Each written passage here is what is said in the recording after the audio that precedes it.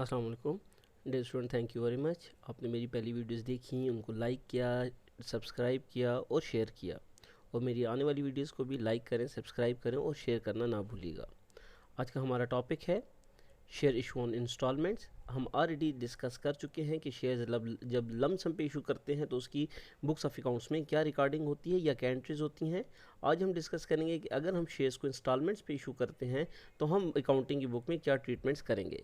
तो फर्स्ट आपकी इंस्टॉलमेंट होती है शेयर एप्लीकेशन, सेकंड इंस्टॉलमेंट होती है जो आपकी इंस्टॉलमेंट है उसको कहते हैं शेयर अलॉटमेंट, थर्ड इंस्टॉलमेंट आपकी होती है share first call, and fourth instalment को आप नेम देते हैं शेयर फाइनल कॉल। इसी तरह अगर आप 3 इंस्टॉलमेंट्स हैं तो फर्स्ट आपको नाम देना पड़ता है शेयर एप्लीकेशन, सेकंड को आप नेम देंगे शेयर अलॉटमेंट, एंड थर्ड को आप नेम देंगे शेयर फाइनल कॉल की। तो आप देखें share application, share allotment, share first call and share final call कि आपकी ये इंस्टॉलमेंट होती है जिसके ज़रिए आप अपने शेयर्स के पैसों को रिसीव करते हैं। ये शेयर्स की मनी को आप रिसीव करते हैं। तो share application first instalment, second allotment, third आपकी फर्स्ट कॉल, एंड आपकी फोर्थ वन आपकी क्या है शेयर फाइनल कॉल की। इसी तरह हम इनकी जर्नल एंट्रीज रिकॉर्ड करेंगे और फिर हमसे इससे क्या बनाते हैं, बैलेंस शीट बनाएंगे कि कॉर्पोरेशन या जॉइंट स्टॉक कंपनी की बैलेंस शीट कैसे बनती है। तो फर्स्ट हम एक क्वेश्चन को डिस्कस कर लेते हैं या प्रॉब्लम को डिस्कस करते हैं। इसी तरह कि आप देखिए problem MMK limited issued 1 lakh equity shares of ₹10 each to the public at par. The details of the amount payable on the share are as follows. आपके MMK एक कॉरपोरेशन है जिसकी शेयर्स कितने हैं 1 लाख और एक शेयर की प्राइस कितनी है 10, लेकिन आपने इस 10 को आपने 3 इंस्टॉलमेंट में डिवाइड कर दिया। नंबर ऑफ शेयर्स को आप डिवाइड नहीं कर सकते, आप शेयर्स की प्राइस को डिवाइड करेंगे कि आपकी शेयर की प्राइस कितनी है 10। तो आप इस 10 को आके डिवाइड करते हैं। तो फर्स्ट आपने कहा एप्लीकेशन 1 अप्रैल को आपको एप्लीकेशन में कितने पैसे रिसीव होंगे ₹2। 1 जून को आप अलॉटमेंट में कितने रिसीव होंगे 3, और 1 जुलाई को आपको कितने रिसीव होंगे फाइनल कॉल में ₹5। 2 + 3 5 एंड 5 इज इक्वल टू 10। तो आपने 10 रुपीज़ को आपने डिवाइड कर दिया इस 3 इंस्टॉलमेंट्स में, जो कि first application, second allotment and third one आपकी क्या है शेयर फाइनल कॉल। अगर ये 4 इंस्टॉलमेंट होती तो हम फर्स्ट को फर्स्ट कॉल कहते और सेकंड को हम कहते शेयर फाइनल कॉल। तो application first, second allotment, third share first call होती एंड फोर्थ वन आपकी फाइनल कॉल होती। लेकिन आप 3 इंस्टॉलमेंट में ये पैसे रिसीव कर रहे हैं, ये मनी रिसीव कर रहे हैं, इसीलिए आपने कहा एप्लीकेशन में 2, अलॉटमेंट में 3 एंड फाइनल कॉल में आपने कितने रिसीव करने हैं 5। तो देखिए application money were received on 1 lakh shares, 1 lakh shares की आपको एप्लीकेशन मनी रिसीव हो चुकी है। All other amount on allotment and final call received, आपकी बाकी भी जो इंस्टॉलमेंट है अलॉटमेंट एंड फाइनल कॉल उसके पैसे भी रिसीव हो चुके हैं। पास journal entry prepare bank account and balance sheet. तो हम इसके लिए जर्नल एंट्रीज रिकॉर्ड करते हैं फर्स्ट, और उसके बाद हम रिकॉर्ड करेंगे इसके अकाउंट्स जो कि आपके लेजर्स होते हैं, और उसके बाद हम इसको क्या रिकॉर्ड करेंगे, इसकी बैलेंस शीट बनाएंगे। तो हमने फर्स्ट देखे लमसम में जब हम रिसीव करते थे तो हम 10 रुपीज़ रिसीव करते थे कि 10 रुपीज़ है एक शेयर की प्राइस और 1 लाख प्राइस है, तो नंबर ऑफ शेयर्स हैं। तो 10 को आप 1 लाख से मल्टीप्लाई करते थे तो 10 लाख आ जाता था। 100,000 जैसे कि आपको नज़र आ रहा है या 1 लाख नज़र आ रहा है, इसको आप 10 से रिसीव करते थे तो आपको 1 मिलियन बन जाता था या 10 लाख रुपीज़ बन जाते थे।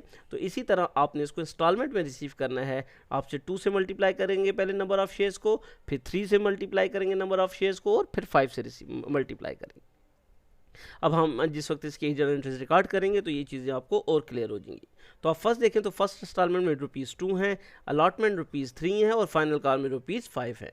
तो हम देखते हैं एंट्रीज। फर्स्ट देखिए journal date, particular, debit and credit. DR mean debit records and CR mean credit records. 1 April 2017। तो आप देखिए एप्लीकेशन के में आपको कितने रुपीज़ रिसीव होने थे, तो आप देखेंगे तो 2 रुपीज़ आपको एप्लीकेशन में रिसीव होने थे बैंक में। तो आपने बैंक को डेबिट किया और शेयर एप्लीकेशन को क्रेडिट किया है। 1 लाख आपके शेयर्स हैं, 2 से आपने मल्टीप्लाई कर दिया, 2 लाख आपके बैंक में इंक्रीज हो रहा है, एसेट है बैंक, आपने इसको डेबिट कर दिया। और किसके थ्रू आ रहा है, शेयर एप्लीकेशन के थ्रू, और शेयर एप्लीकेशन को आपने क्रेडिट कर दिया। तो यहाँ देखें bank debit and share capital को आपने क्रेडिट कर दिया। शेयर एप्लीकेशन मनी वर रिसीव्ड, ये आपने नरेशन में लिख देना है कि एप्लीकेशन की मनी आपको रिसीव हो चुकी है। जब भी आपको एप्लीकेशन की मनी रिसीव होती है या किसी भी इंस्टॉलमेंट की मनी रिसीव होती है, आपने उसके फ़ौरन बाद उसको कहाँ ट्रांसफ़र करना होता है, शेयर कैपिटल में, कि ये हमारा कैपिटल है।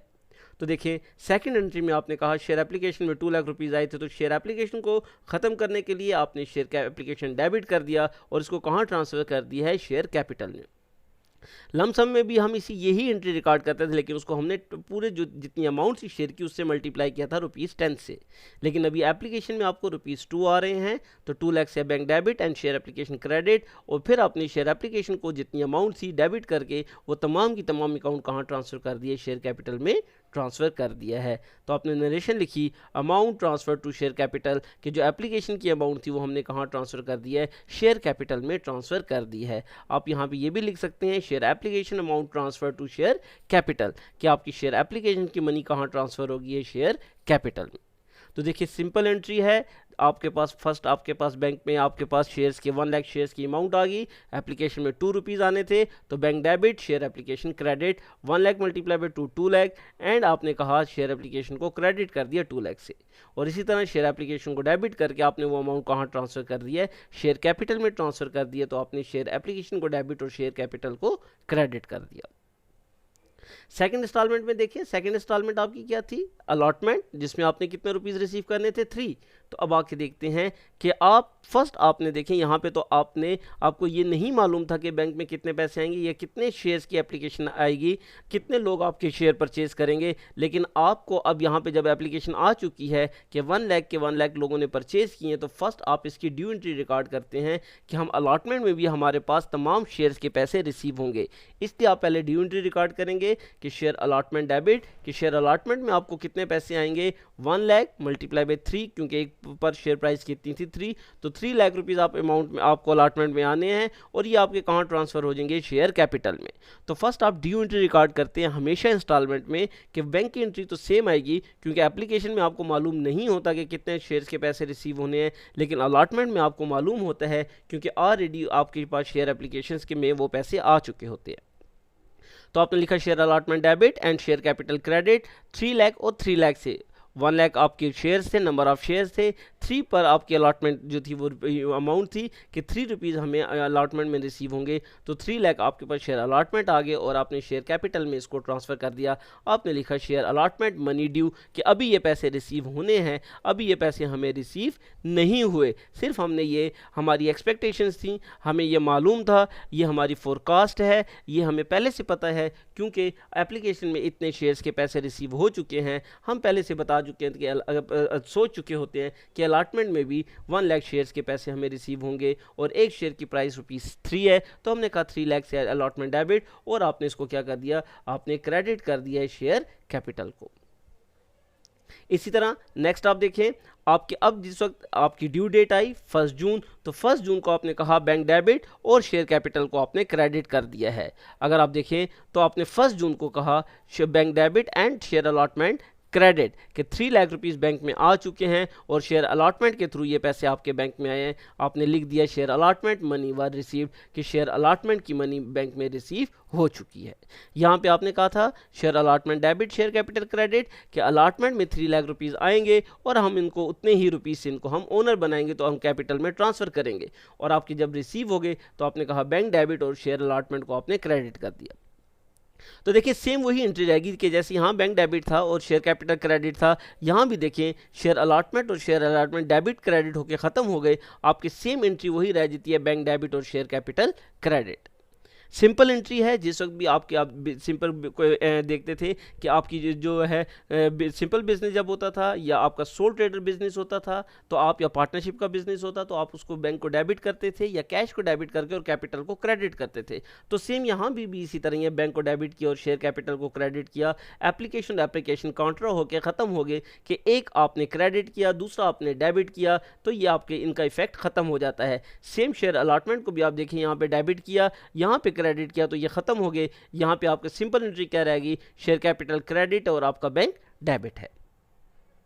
इसी तरह हम देखते हैं नेक्स्ट, अब हमारी लास्ट कॉल कौन सी है, हमारी तो थर्ड था कि हमें 1 जुलाई को फाइनल कॉल के पैसे रिसीव होंगे और कितने होंगे, ₹5। तो यहाँ देखें हमने एंट्री रिकॉर्ड कर ली शेयर अलॉटमेंट डेबिट और हमने क्या हमने इसको कर दिया शेयर फाइनल कॉल डेबिट और शेयर कैपिटल क्रेडिट कि अभी फाइनल कॉल में हमें कितने रुपीस रिसीव होंगे, 5 लाख। कैसे रिसीव होंगे कि आपकी पर शेयर प्राइस 5 है, नंबर ऑफ शेयर कितने आपके 5 लाख, तो आपने कहा कि 1 lakh multiply by 5 share final call debit 5 lakh से और शेयर कैपिटल क्रेडिट 5 लाख से। यहाँ आपने लिख दिया share final call money due कि फाइनल कॉल की मनी आपकी क्या है, ड्यू है। 1 जुलाई को आपके पास जब बैंक में आपके पास ये पैसे आ जाते हैं तो आपने लिखा बैंक डेबिट 5 लाख से और share final call credit 5 lakh से कि share final call money received, कि ये पैसे आपने जो कहा था ये ड्यू हैं लोगों पर कि ये हमें रिसीव होंगे 1 जुलाई को, वो अब रिसीव हो चुके हैं, तो आपने कहा बैंक डेबिट और शेयर फाइनल कॉल को आपने क्रेडिट कर दिया। तो देखें अलॉटमेंट की एंट्री हो या शेयर फर्स्ट कॉल की एंट्री हो या शेयर फाइनल कॉल की एंट्री हो, सीक्वेंस उसका यही रहेगा कि पहले हम उसकी ड्यू एंट्री पास करेंगे और फिर जब हमें पैसे रिसीव होंगे तो हम उसकी रिसीव की एंट्री पास करेंगे। सिर्फ एप्लीकेशन के टाइम आप पहले आज रिसीव की एंट्री पास करते हैं और उसके बाद आप उसको जो है उसको अकाउंट में या उसके कैपिटल में ट्रांसफ़र कर देते हैं। लेकिन अलॉटमेंट, शेयर फाइनल कॉल या शेयर फर्स्ट कॉल में पहले आपने ड्यू एंट्री रिकॉर्ड करनी होती है और उसके बाद आपने सेकंड एंट्री कौन सी रिकॉर्ड करनी होती है, रिसीव की एंट्री रिकॉर्ड करनी होती है कि ये पैसे बैंक में रिसीव हो चुके हैं और आपने जिस इंस्टॉलमेंट में आए होते हैं, अगर अलॉटमेंट में तो अलॉटमेंट क्रेडिट होगा, अगर फाइनल कॉल है तो शेयर फाइनल कॉल क्रेडिट होगा और अगर शेयर फर्स्ट कॉल है तो शेयर फर्स्ट कॉल क्रेडिट होगा। तो देखिए यहाँ पर भी हमने कहा first bank debit share application credit, share application debit share capital credit. Second हमने कहा share allotment debit share capital credit, क्योंकि ये ड्यू एंट्री है, फिर जब पैसे आ गए तो बैंक डेबिट और शेयर अलॉटमेंट क्रेडिट। इसी तरह यहाँ देखें share final call debit share capital credit और जब पैसे रिसीव हो गए तो आपने बैंक को डेबिट और शेयर फाइनल कॉल को क्रेडिट कर दिया। इसके बाद अगर हम देखें हम इसकी क्या बनाएंगे, इसके बाद हम इसके बैंक अकाउंट बनाते हैं। तो देखिए बैंक हर एंट्री में डेबिट है। फर्स्ट देखिए 2 रुपीज़ से बैंक डेबिट है 2 लाख से, सेकेंड एंट्री में 3 लाख से बैंक डेबिट है कि हम 3 रुपीज़ रिसीव कर रहे थे। फोर्थ एंट्री में अगर देखें तो 5 लाख से आपका बैंक डेबिट है। तो देखिए फर्स्ट 2 लाख से बैंक डेबिट है, फिर आपका 3 लाख से डेबिट है और फिर आपका 5 लाख से डेबिट है। तो हम जब बैंक अकाउंट बनाएंगे देखें फर्स्ट आपको 2 लाख से डेबिट है, रीज़न क्या था, शेयर एप्लीकेशन की वजह से बैंक में ये पैसे आ रहे थे। सेकंड आपने कहा शेयर अलॉटमेंट की वजह से बैंक में पैसे आ रहे हैं और थर्ड आपने कहा शेयर फाइनल कॉल की वजह से ये बैंक में पैसे आ रहे हैं। तो यहाँ देखें आपने कहा बैंक और share application, bank share allotment, bank और शेयर फाइनल कॉल। तो यहाँ देखिए हमने कहा बैंक बैलेंस हमारा कितना आ जाता है 10 लाख रुपीज़ या 1 मिलियन रुपीज़। तो 1 मिलियन जो है वो आपने बैलेंस करने के लिए सिर्फ आपने क्रेडिट साइड का लिखा, लेकिन बैंक का क्योंकि डेबिट बैलेंस है तो ये आपका बैलेंस का आपका एसेट है और एसेट भी बैलेंस शीट में जब हम इसको ले जाएंगे तो इसको एसेट साइड पर ही रिकॉर्ड करेंगे। तो देखिए बैंक बैलेंस आपका जो है वो बैंक हमेशा एसेट होता है। तो 10 लाख रुपीज़ से आपका बैंक बैलेंस डेबिट है तो ये आपका एसेट है, तो ये आपका किस साइड पे जाएगा, बैलेंस शीट की एसेट साइड पे जाएगा। इसी तरह अगर कैपिटल को देखें तो कैपिटल देखिए शेयर एप्लीकेशन की वजह से 2 लाख से क्रेडिट था, शेयर अलॉटमेंट की वजह से 3 लाख से क्रेडिट था एंड शेयर फाइनल कॉल की वजह से भी 5 लाख से क्रेडिट था। तो यहाँ देखें शेयर कैपिटल क्रेडिट 2 लाख से, रीज़न क्या था, शेयर एप्लीकेशन। यहाँ पर देखें फिर आपने कहा शेयर कैपिटल क्रेडिट है 3 लाख से, रीज़न क्या था, शेयर अलॉटमेंट। और लास्ट में भी अगर आप देखें तो शेयर कैपिटल क्रेडिट है, रीज़न क्या है, शेयर फाइनल कॉल। कि जिस भी इंस्टॉलमेंट में एप्लीकेशन में जब पैसे आए तो हमने शेयर कैपिटल में ट्रांसफ़र किए, अलॉटमेंट में पैसे आए तो हमने उसको शेयर कैपिटल में ट्रांसफ़र किया और शेयर फाइनल कॉल में पैसे आए तो हमने उसको कैपिटल में ट्रांसफ़र किया है। तो देखिए 2 लाख से कैपिटल क्रेडिट था, 3 लाख से क्रेडिट था और 5 लाख से क्रेडिट था। तो यहाँ अगर आप देखें तो 10 लाख आपके यहाँ पर भी आ जाते हैं और 10 लाख आपके यहाँ पर भी आ जाते हैं। लेकिन क्रेडिट साइड क्योंकि आया यहाँ तो हमने सिर्फ बैलेंस करने के लिए लिखा है, तो आपका शेयर कैपिटल का किस साइड का बैलेंस आता है, क्रेडिट साइड का बैलेंस आता है। और कैपिटल हमेशा बैलेंस शीट की किस साइड पर जाता है, इक्विटी साइड पर चला जाता है। तो हम इसको बैलेंस शीट की इक्विटी साइड पे ले जाएंगे। तो देखिए यहाँ पे आपने अकाउंट्स बना लिए, लास्ट टर्म हम जाते हैं बैलेंस शीट। तो बैलेंस शीट अगर आप देखें एक साइड इसकी एसेट्स होती है और दूसरी आपकी इक्विटी होती है। अगर आपको एसेट देखें तो एसेट आपका सिर्फ एक था कि जब मैंने आपको कहा कि आप बैंक अकाउंट बना रहे थे तो बैंक बैलेंस जो टोटल होगा ये आपका क्या है, बिजनेस का एसेट है, तो ये एसेट साइड पे जाएगा। तो यहाँ पे आपने लिख दिया 1 लाख से कैश एट बैंक कि बैंक बैलेंस आपका कितना है 10 लाख। इसी तरह बैलेंस शीट की इक्विटी साइड देखें तो जब आप इक्विटी साइड बनाते हैं तो फर्स्ट ऑथोराइज कैपिटल हमेशा ये लिखा जाता है। आपके 1 लाख शेयर हैं, प्राइस कितनी है 10, तो 10 लाख से या 1 मिलियन का आपका ये बैलेंस आ जाता है और इसको आपने क्लोज कर देना है कि इसके साथ कुछ भी प्लस माइनस नहीं होगा।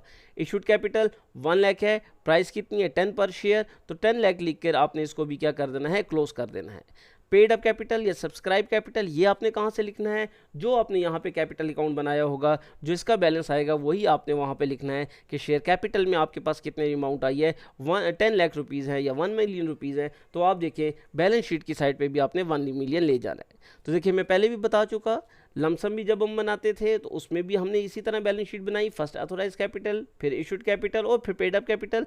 अगर आप इंस्टॉलमेंट में बनाते हैं कि रिकॉर्डिंग कर रहे होते हैं तब भी बैलेंस शीट सेम ही बनेगी। तो सिर्फ आपने कहा कि वहाँ पे जो प्राइस थी वो लमसम में थी तो आप जनरल एंट्रीज थोड़ी सी चेंज थी, और यहाँ पर आके आपने क्या कहा है, यहाँ पे इंस्टॉलमेंट में था तो आपकी सिर्फ और सिर्फ इंस्टॉलमेंट में ही वही पैसे आपने रिसीव किए। और इससे प्रीवियस लेक्चर में हमने बताया था कि लमसम में हमने वो पैसे रिसीव किए थे। तो देखिए अगर बैलेंस शीट आप देखें तो आपकी बैलेंस शीट हमेशा जब भी आप बनाते हैं कॉर्पोरेशन के लिए तो फर्स्ट आपने अथोराइज कैपिटल रिकॉर्ड करना होता है, लेकिन इसको प्लस माइनस नहीं करते, इसलिए यहाँ पे आपने लाइन लगा के इसको क्लोज कर देना होता है।